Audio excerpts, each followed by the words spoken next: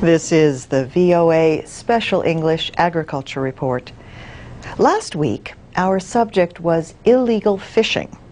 Now, we report on two cases where fish are both the victims and the offenders. The first involves two kinds of Asian carp, bighead and silver. They can grow more than a meter long and weigh up to 45 kilos. They eat huge amounts of plankton that other fish need to survive.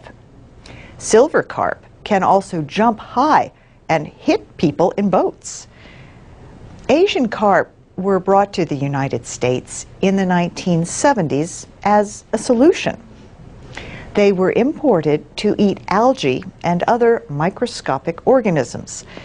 They were put to work as cleaners at fish farms along the Mississippi River and in wastewater treatment systems. But now the fish are moving north toward the Great Lakes. They are making their way up a system built years ago to link the Mississippi to Lake Michigan. The dangers of an invasion are environmental and economic.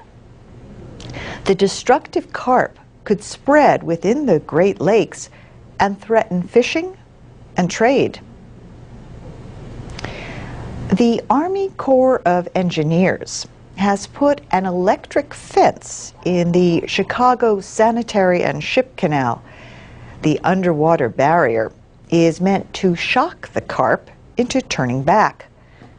Only one Asian carp was found among many thousands of fish killed with poison while part of the fence was being serviced. The barrier, however, may not be enough to protect the Great Lakes.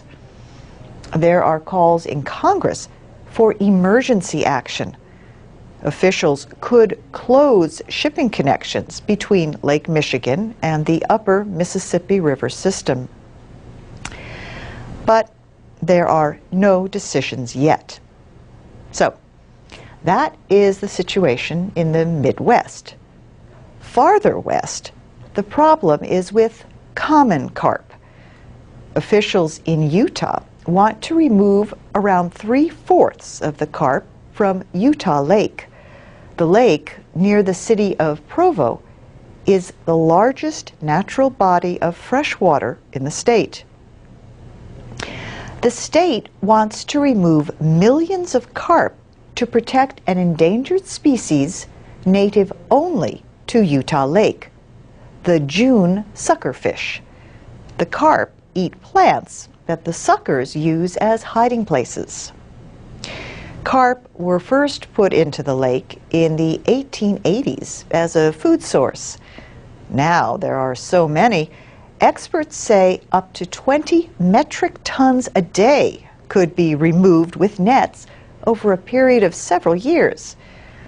But officials are fishing for ideas about what to do with all those fish, which could get pretty smelly.